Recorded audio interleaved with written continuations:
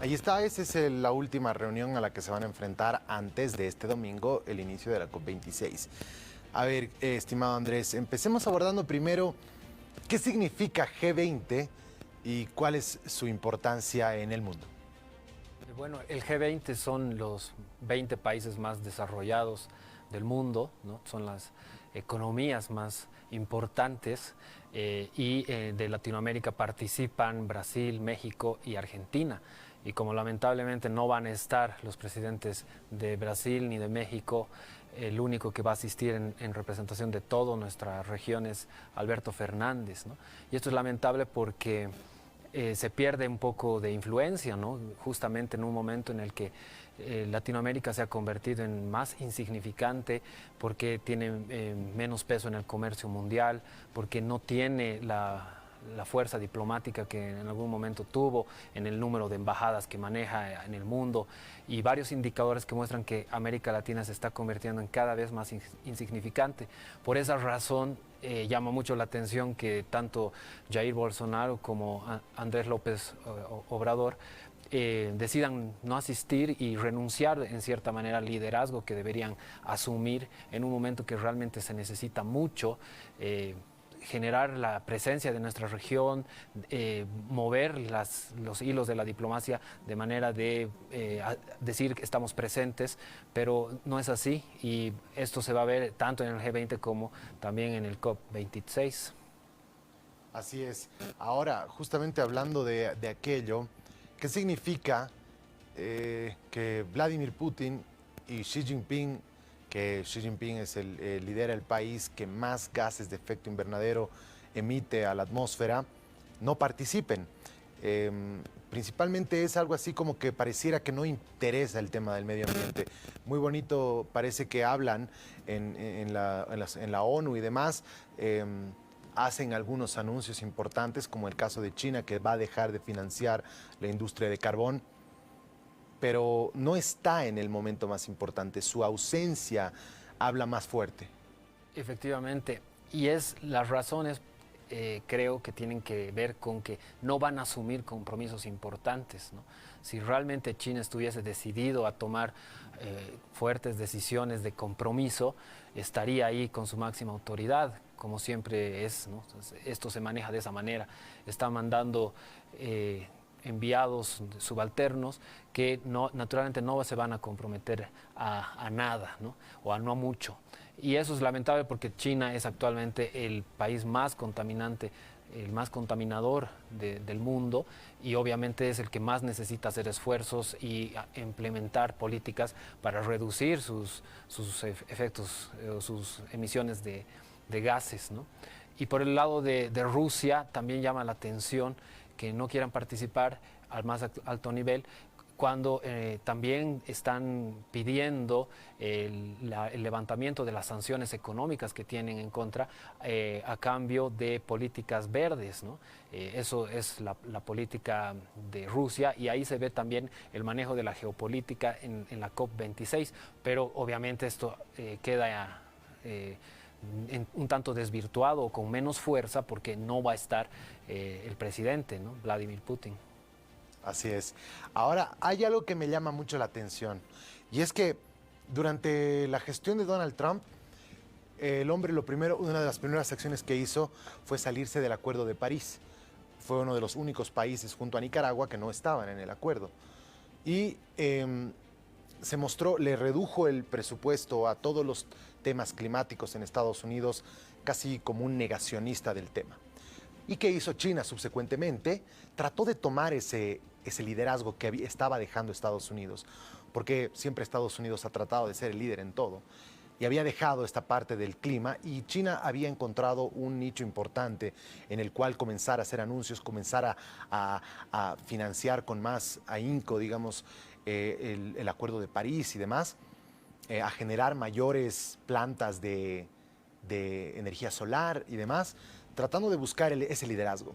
¿Qué pasa? Llega llega Joe Biden e inmediatamente vuelve al Acuerdo de París, se muestra con anuncios importantes de ser neutrales en carbono hasta 2050 e inmediatamente China pareciera que deja el interés de querer buscar ese liderazgo y deja que Estados Unidos vuelva y lo tome, porque el que sí va a llevar adelante esta cumbre es Joe Biden.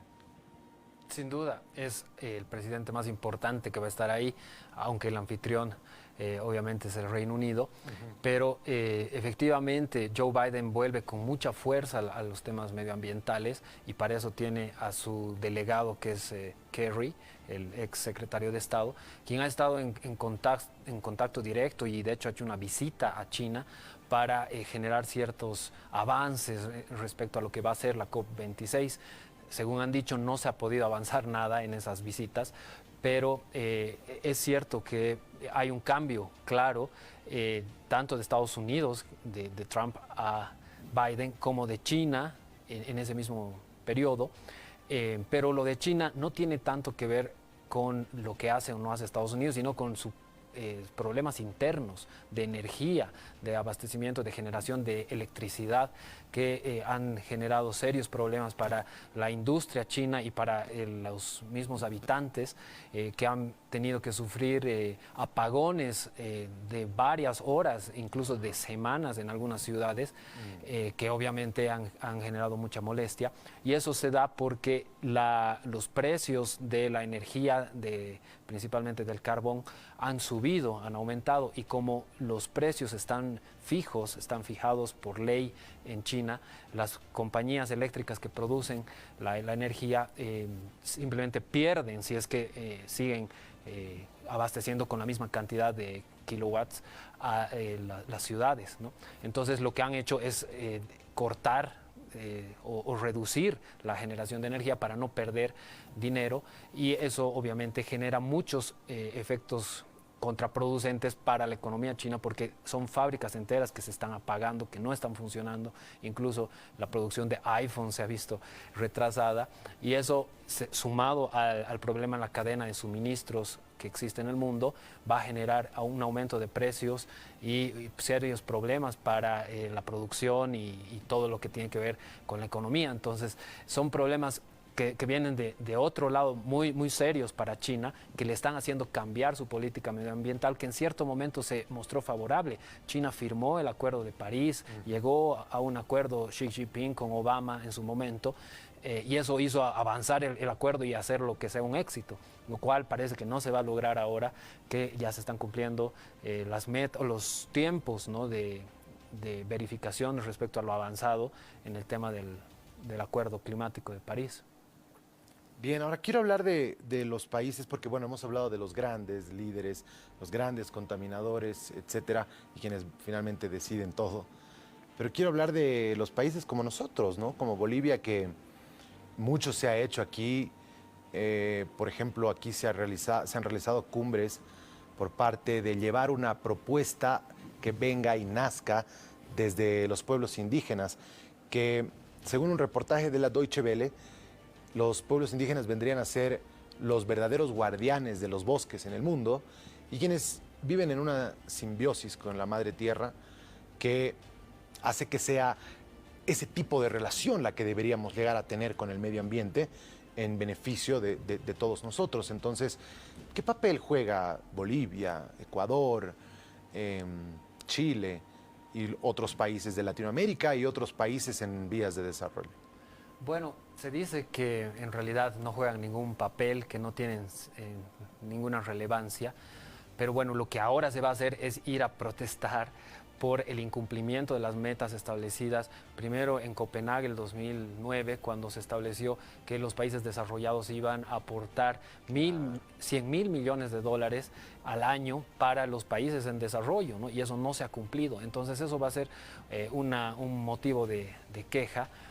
Y otro elemento que también hay que considerar es que finalmente, si bien no generan quizás o no se toman las grandes decisiones en razón de lo que dicen o no dicen los países en desarrollo, estos generan cierta presión y son como unos entes fiscalizadores de lo que hacen los más contaminadores, ¿no? Y eso más bien le ha dado un impulso al avance de las COP, de las conferencias de las partes en el cambio climático, para realmente llegar a ciertos avances en lo que ha sido principalmente el Acuerdo de París, ha sido también producto de esa presión que ha ejercido el mundo entero desde los países menos desarrollados, ¿no? Bolivia ha sido tomado en cuenta efectivamente por todos los esfuerzos que ha hecho, que los mencionabas, y porque además, como bien dices, es un símbolo, ¿no?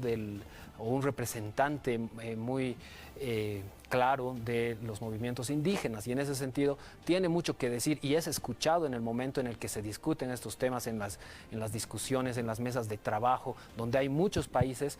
Le toca a un país representante de los gobiernos indígenas, de los pueblos indígenas, y obviamente tiene que ser escuchado porque ellos también tienen una voz, ¿no? Y por otra parte hay otros países como estos países del Pacífico que tienen serios problemas con el cambio climático, que incluso van a desaparecer, que van a ser los primeros afectados por los efectos del cambio climático, como Tuvalu, por ejemplo, o Islas Marshall, que cuando hablan obviamente se les escucha porque ellos van a ser los primeros en desaparecer prácticamente, ¿no? Dado el cambio climático. Entonces, efectivamente, si bien no tendrán el poder económico y militar que tienen otros países, sí tienen una voz que sí los representa y que se hace escuchar para finalmente llegar a algo, ¿no? Y ese algo en esta ocasión creo que tiene que ser al menos mantener la expectativa de que no se tiene que aumentar el clima, la temperatura en más de 1.5 grados, que era la meta ya establecida desde el 2016, que obviamente parece que no se va a cumplir de acuerdo a todos los indicadores, pero creo que lo importante es al menos mantener la expectativa y pensar en que esto se puede acelerar en cierto momento con la adopción de más energías limpias. Ha habido un aumento importante en cuanto a los autos eléctricos, por ejemplo, ha sido un éxito cómo esto se ha desarrollado en tan pocos años, ya es una industria consolidada, y hay cosas así que se dan que uno no espera que sucedan, ¿no? Pero después sí suceden, y más aún cuando exista la urgencia ya más acuciante, cuando obviamente existan catástrofes de carácter natural que lleven a los países a tomar las decisiones más decididas, ¿no? Definitivamente. Bueno, esperemos que se vayan a llegar a buenas conclusiones y que sigan cimentando los pasos de la humanidad para poder lograr este cambio importante que necesitamos para poder sobrevivir. Muchísimas gracias por tu tiempo, por habernos acompañado, por sacrificar tu sábado con nosotros. No, gracias a ti, Jorge Luis, y qué importante que le des espacio a estos temas que son importantísimos, que nos afectan a todos y que tenemos que tenerlos muy presentes para hacer lo que esté en nuestras manos para contribuir a que el calentamiento global no alcance límites de fatalidad, ¿no? Totalmente, muchísimas gracias. Ahí estábamos junto a Andrés Guzmán, economista.